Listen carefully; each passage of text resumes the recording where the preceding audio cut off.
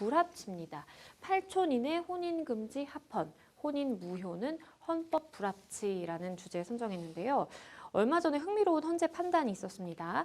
8촌 이내 혈족 간의 혼인을 금지하는 이 현행법 조항이 헌법에 위배되지 않는다라는 내용이었는데요. 어떤 내용일까요? 일단 이것이 제기되게 된 그 과정을 살펴보면 좀 이해가 쉬우는데요. 미국에서 결혼해서 국내로 들어온 한 혼인신고한 부부가 있었습니다. 합의혼을 하려고 했는데 잘 안 됐어요. 그래서 한쪽 배우자가 우리 둘 사이 육촌 관계였어요. 혼인 무효 소송을 냈습니다. 그랬는데 8촌 이내 혈족끼리는 결혼하지 못한다는 민법 조항을 내세워서 이거 혼인 자체가 무효라고 주장을 하려고 한 거죠. 1심, 2심 모두 혼인이 무효라고 판결했더니 파혼을 당하게 된 상대 배우자가 근친혼 금지 조항이 오히려 위헌이다. 이렇게 헌법 소원을 냈습니다. 그래서 결론부터 말씀을 드리면 8촌 이내 친척끼리 결혼하는 것을 이른바 근친혼은 민법으로 금지한 것은 합헌이에요. 하지만 이미 혼인을 한 상태에서 무조건 얘네가 이 조항에 걸리는 사람들이니까 이 혼인 자체가 무효다라는 것은 손을 봐야 된다. 헌법 불합치 결정이 내려진 겁니다. 그리고 헌재 내용 중에서 좀 우리가 유심히 봐야 될 부분이 있는데요.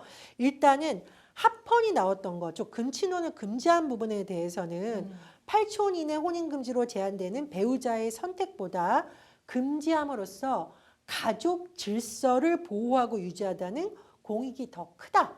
공익이라는 측면에 판단을 둬서 8촌 이내 혼인 금지는 합헌이라고 결론이 난 것이고요. 하지만 혼인 무효는 헌법 불합치라는 내용은 우리나라에 서로 8촌 이내인지 확인할 공시제도가 없다. 따라서 결혼 이후에 8촌 이내임을 알게 되더라도 혼인 무효를 하면 당사자, 특히 자녀들에게 너무 가혹해질 수 있다라고 헌법 불합치 이유가 밝혀졌다고 합니다. 그러니까 말씀 주신 걸 좀 정리를 해보면 헌재가 일단은 근친혼을 금지하는 법의 취지는 맞기는 하지만 이미 혼인이 이루어진 상황이라면 이거를 무효화시키는 것까지는 뭔가 과도하다라고 본 거네요. 그렇습니다. 그 일방의 혼인 무효 주장이 될 수가 있잖아요. 그렇죠. 그런데 한 당사자가 다른 당사자로부터 일방적으로 혼인 무효를 강요당하는 것으로 악용될 요소가 있다라고 제가 이제 아까 결론에 좀 덧붙여서 설명을 드리는 것으로 보이고요. 헌법 불합치 결정이 내려졌기 때문에 말 그대로 손을 봐야겠죠. 그렇죠. 2024년 12월 31일 이후 효력을 잃게 되기 때문에 사실 입법부에서는 법을 개정을 해야 됩니다. 제가 좀 쓴소리를 하자면 우리나라가 근데 이 헌재의 판단에 대해서 입법부가 좀 게을르다는 지적이 많이 나오고 있죠. 어쨌든 이런 부분에 대해서 입법부도 여러 가지 좀 살펴봐서 제도를 손질할 부분은 보다 정교하게 손질해야 될 것으로 보입니다. 일단은 뭐 법의 안정성 차원이라든지 가족관계의 안정을 위해서 그 취지에 뭔가 조금 더 무게를 실어서 봤기 때문에 이런 판단이 나왔다라는 좀 생각이 드네요. 네. 그런데 제가 변호사님께 한 가지 질문을 드리고 싶은데요. 합헌 판단이 나온 것도 있잖아요. 민법 809조 제1항에 대해서 좀 설명을 부탁드립니다. 네, 사실 이제 평론가님께서 내용은 다 말씀을 해주셨어요. 근데 이제 그 조항에 대해서 설명을 드리면 민법 제809조에 근친혼 등의 금지라는 조항이 있습니다. 그래서 이 헌재에 소송을 제기하신 그 당사자분들 같은 경우에는 8촌 이내 혈족 그 1항 사안에 해당이 됐던 것으로 보입니다. 그래서 친양자 입양 전의 혈족까지 모두 포함한 이 8촌 이내 혈족 사이에서는 혼인하지 못한다라는 조항이 있고 우리가 6촌 이내의 혈족의 배우자 이항과 그리고 6촌 이내의 양부모계 혈족 등을 규정한 이 사망까지 다 이제 아울러서 근친혼 금지 조항이라고 이야기를 하는데요. 이 근친혼 금지에 대해서는 헌재는 맞다. 우리 헌법에 뭔가 위반이 되는 점이 없다라는 판단을 내놨습니다. 외국의 경우에는 우리나라보다는 조금 덜 엄격한 것 같은데 4촌까지만 혼인을 금지하는 곳도 있다고 하네요. 지금 이 관련해서 소송 과정에서 여러 가지 나온 내용을 보면 8촌까지 혼인을 금지하는 것이 과잉 금지 원칙을 위반한 것이다라고 하면서 해외 사례를 제시를 했는데 독일, 스위스, 오스트리아는 3촌까지만 미국, 영국, 프랑스, 이탈리아 그리고 많은 사람들이 주목하는 것이 일본이거든요. 4촌까지만 혼인을 금지하고 있다고 주장을 했습니다. 그리고 8촌 이내 사람들 사이의 결혼은 유전 질환이 발생할 위험도 없다라는 주장을 내세우고 있는데 글쎄 이 부분은 조금 논란이 있는 부분이에요. 그러나 그러게요. 명확하게 또 유전 질환이 발생한다라는 근거를 대기도 좀 어려운 부분이기 때문에 어쨌든 이런 주장을 했습니다만 이 법무부 측은 어떻게 반론을 제시했느냐.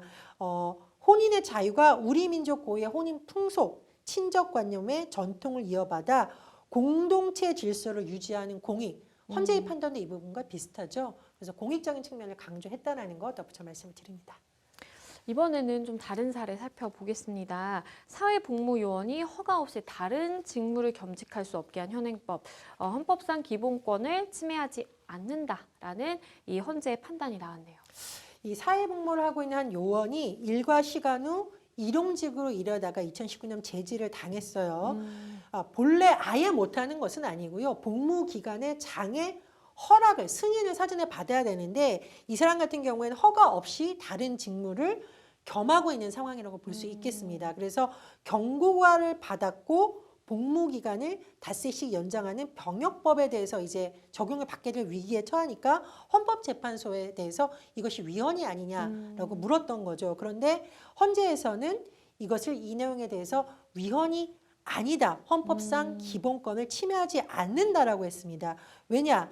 사회복무요원의 겸직을 금지한 것이 공정한 직무 수행, 충실한 병역 의무 이행을 담보하기 위한 것이라고 하는데요.